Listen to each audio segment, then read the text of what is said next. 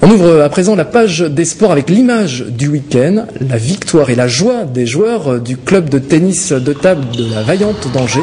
Ils ont décroché une Coupe d'Europe en Turquie, une première pour un club de l'Ouest dans la catégorie des sports collectifs.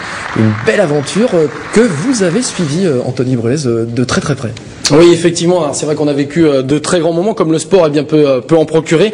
C'est vrai qu'Angers était favori de cette finale, mais ils ont su parfaitement gérer ce match retour. Et puis, cette équipe de la Vaillante, c'est un mélange à la fois de nationalité, de personnalité et d'un vécu hors du commun. Une chose est sûre, le club angevin n'oubliera jamais cette escapade du côté de la Turquie. Les images, vous allez le voir, sont signées Thierry Poirier, le montage Sophie Boismin. Il y a un an, presque jour pour jour, Angers jouait sa survie en Pro A. À l'époque, personne n'aurait imaginé découvrir les trésors d'Istanbul et surtout y disputer une finale de Coupe d'Europe. Sur les rives du Bosphore, le président de la Vaillante et ses plus fidèles supporters savourent ces moments sans pression apparente. Les joueurs sont très expérimentés, donc j'ai pas d'inquiétude là-dessus.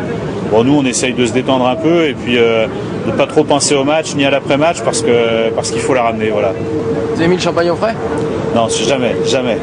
Tout en improvisation. Vainqueurs 3-0 au match aller, les pongistes angevins savent qu'ils vont être attendus par les Turcs de Fenerbahçe. Alors l'heure est encore à la décontraction, mais en arrivant à la salle surprise, on est bien loin de l'enfer promis par le public stamboulien. C'est vrai que la salle est un petit peu décevante, il n'y a pas de terraflex, on joue sur du parquet.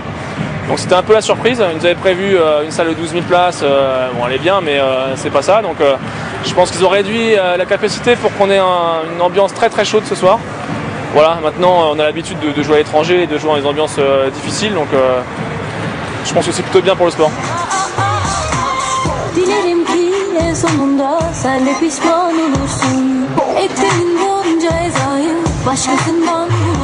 La pression commence à monter, on voit la coupe, on se dit ça y est, là c'est le jour, c'est maintenant, c'est tout à l'heure. Donc ouais, là c'est des moments qui sont bons. Là.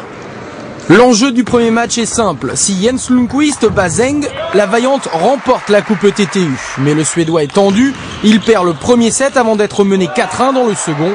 Dans les tribunes, Gérard Sarrazin est inquiet. Non.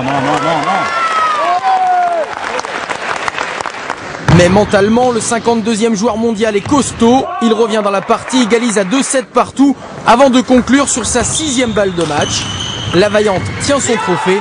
Un flot d'émotions envahit alors son président. Je ne pensais pas que ça fasse ça. Tu vois, la seule envie que j'ai, c'est d'être avec les joueurs et de... Non, c'est génial, vraiment génial. Mais il va devoir attendre une grosse heure avant d'aller les embrasser, le temps que Torben Vozik malmène son adversaire 3-7-1. Et comme dans un rêve, Jan Gomin, pour son dernier match européen, offre le bouquet final à la Vaillante d'Angers. Un bonheur total pour une équipe de copains. J'ai bien joué quasiment toute la partie, même si j'étais malchanceux sur certains coups. Je suis vraiment très heureux, bien sûr, et maintenant, il ne reste plus qu'à faire la fête. On a vraiment vécu des moments super durs, notamment en Russie. Donc on a vraiment fait des gros matchs, donc je pense que c'est amplement mérité cette saison. La Vaillante d'Angers est le premier club de l'Ouest, toutes disciplines confondues, à remporter un titre européen. À 45 ans passés, Yango termine sa carrière sur un 3e trophée ETTU. Le professeur est tout simplement heureux. Ça fait 4 ans que je joue ici et j'adore les Angevins. Nous avons gagné la Coupe d'Europe, c'est la 3e fois pour moi, mais pour le club, c'est un moment historique. Ah, c'est bon. Tellement bon que la coupe aurait passé la nuit aux côtés du président. C'est du moins ce que l'on raconte du côté d'Istanbul.